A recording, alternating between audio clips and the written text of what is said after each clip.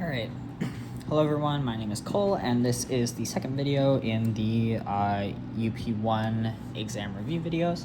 And today we're going to be talking about one-dimensional kinematics. Specifically, we're going to be talking about the general definition of one-dimensional kinematics, which is going to be the calculus definition. In the next video, we're going to go into the specific cases for our kinematics equations that you remember for constant acceleration. But for now, let's talk about the actual definitions behind these general equations for one-dimensional kinematics. So these are the second things on your equation sheet. I've labeled them 2 here. It says 1/2D kinematics. It says 1/2D kinematics. You can actually use these equations for any number of dimensions, 1 dimension all the way up to like 6 dimensions if you really wanted to. You do just have to break them into their separate equations for each dimension. So you can see that's why we have subscripts here in these equations. On the equation sheet, we have v sub x is dx dt, a sub x is dvx dt, and then you have the subscripts for the integrals as well. So yeah, those are the equations. That's the calculus definition. So I'll write them up here. We have that, first of all, when we're talking about kinematics, we have 3 main properties. The first property is position. Okay, and we're going to denote this with an x. If it's in the y direction, we could denote it with a y. In the z direction with a z. If you want to be really general, you could denote it with something called like just an r, just a radius from some origin. But that's going to be the position. And position is actually a vector. So you could be at a position 3 like this in the x direction, or you could be at a position 3 like this in the x direction. That would be -3, or 3 times negative I hat. The second thing is velocity. This is how fast you're going. Now, there's a difference between velocity and speed. Speed is a scalar. Speed means literally physically how fast am I going? I don't care what direction you're going in. Velocity is speed with a direction. So if a question asks for a velocity, they expect you to provide an angle. Whereas if they ask you for a speed, they really just want the magnitude of the velocity. So velocity is denoted with a v. V for velocity, and it's also a vector. Okay, because I could be going 3 meters per second that way, or I could be going 3 meters per second that way, or I could be going 3 meters per second that way. And then the third thing is acceleration. And this is denoted with an a, and it's also a vector. Acceleration is how much am I speeding up or slowing down. So it's velocity, it's the change in velocity, whereas velocity is the change in position, acceleration is the change in velocity. So we can already kind of see where this calculus relationship is derived from, because I keep using words like change in something. And what's the change in something? Well, the change in something is the slope, the instantaneous slope, right? So I'm going to write out these equations, and then I'm going to use just like one singular graph to kind of explain why these relationships happen. So the first relationship is that the velocity is equal to the derivative of position with respect to time. Okay, v is dx dt. And once again, these are all vectors, so you are going to have to split these up into their components. I should say vx is dx dt, vy would be dy dt. Okay, so that's the first one, and then we can also get to acceleration. We can say that a in the x direction is the derivative of velocity in the x direction with respect to time. A is dv dt. Okay. We can do the opposite. We can go the opposite direction too. If I want to get to velocity from acceleration, I have to take an antiderivative. So I can say that velocity in the x direction is the integral of acceleration in the x direction dt. Okay, that's just, this equation is just that equation. I just took the antiderivative of both sides and multiplied by dt. Not in that order, in the opposite order. And then our last one is if we want to get to position from velocity. X is equal to the integral of vx dt. And these are our 4 kinematics equations. These always work. These are the calculus definitions. Always work. Cool. Now let's prove this. to prove this, I'm just going to draw a graph. I'm going to draw a position versus time graph. Okay, so on my x-axis, I'm going to have x, the position, and I guess I don't need a vector sign there since I'm on an axis. I can just call it x. Ooh, let me not have x on the x-axis. Actually, let me have t on the x-axis. That probably makes a little more sense. Let's stick with that. Time is usually on the horizontal axis when you make a graph. Let's have t on the horizontal axis, and let's make it y just to make it a lot more intuitive. It could be x, doesn't matter.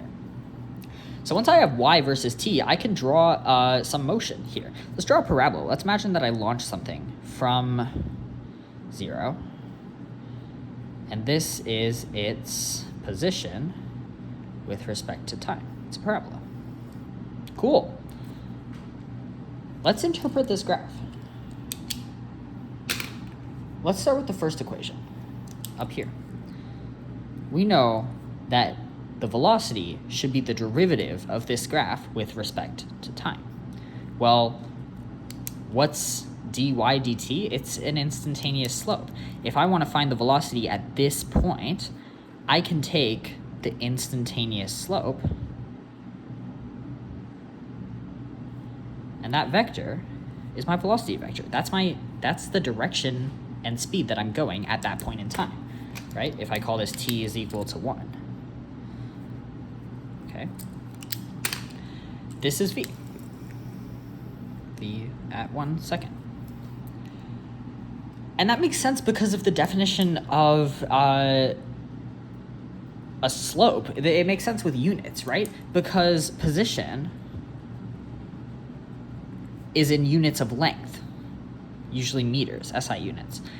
Velocity is the change in position over the change in time, right? After a certain amount of time, how far have I gone? That's how fast I'm going, right? You do speed in miles per hour, or for SI units, meters per second. Meters per second, hang on a minute. That's the units of this slope, right? Because slope is equal to delta y over delta x. Well, when y is in meters, I should put that there, y is in meters and t is in seconds, the slope of this graph is going to be in meters per second. That's the velocity. Okay. Cool.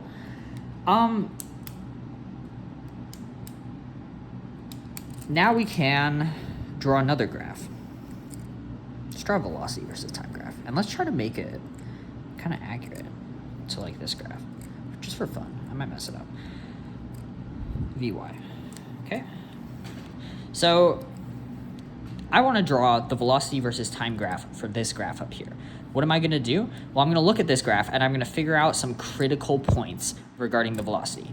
I can see that if I just take something like this, and I go along this graph, I can see what my slope is as I'm going along, right? It's changing like this. This is my velocity as I'm going along.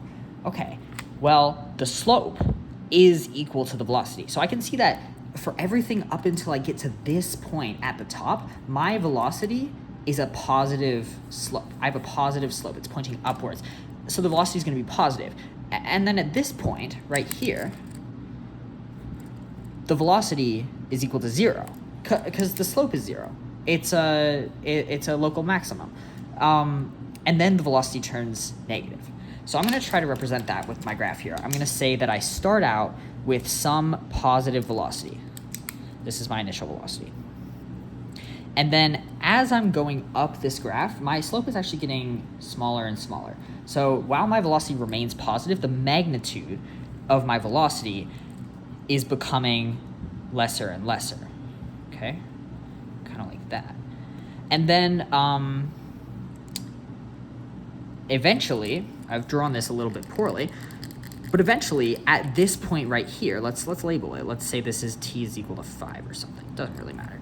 That's gonna come back down to like here. Okay. So at the point t equals 5, my velocity turns negative. Okay. And then it remains negative, getting more and more negative, like So the velocity is going to look something like that. Cool. All right. Now we can find acceleration from this graph. The exact same way that we did before, because acceleration is velocity per time per time. Let's do the units down here. If velocity is in meters per second, then acceleration is the change in velocity per time, right? If I was going at 3 meters per second, and then in 2 seconds, I speed up to 4 meters per second, I've gone 1 meter per second more in 2 seconds. So my acceleration is 0.5 meters per second per second. That's the units, meters per second or meters per second squared. Okay, and once again, slope is delta y over delta x. So if I want to find the velocity here, I'm just going to take the instantaneous slope here. Okay, it's going to be negative.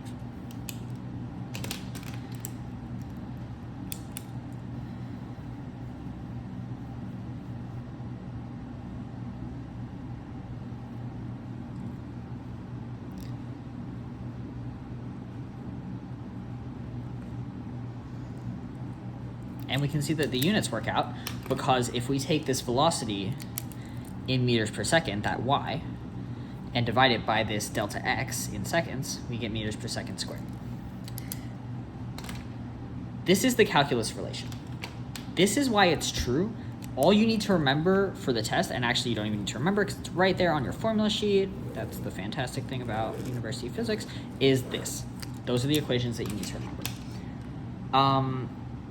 Real quick, I just want to point out before I go that you'll notice that for this graph, the acceleration is always negative. Why is the acceleration always negative? Because the slope is always negative. Look, I'm going along here and I kind of almost get to 0 right here. I guess I do kind of get to 0, but then I go right back down negative, right? I'm not like flipping back up to positive like I am in this graph. Why does that make sense? Well, I think it makes sense because this is a parabola. This is like if I launch something like a projectile up. If I throw something, that was a horrible example, but you can go ahead and throw something in your house right now. You'll see that it moves in a parabolic motion. Its acceleration is always downwards. Why? There's nothing accelerating it but gravity. The only thing accelerating that object is gravity downwards. So if my gravity is accelerating this object in a parabolic motion, it makes a whole lot of sense that my acceleration graph is going to be just a negative line like this. This is my acceleration versus time graph. Cool. So I hope that cleared that up. That is the calculus definition. Once again, this part of your equation sheet. These equations always work. Next time, we're going to go over some constant acceleration kinematics equations that only work when you have a constant acceleration, but are still very, very useful because they simplify the calculus. And also, we're on Earth, and a lot of scenarios have constant acceleration. So we're going to end up using these a lot, but it's important to remember that these are the equations that always work. I'll see you next time.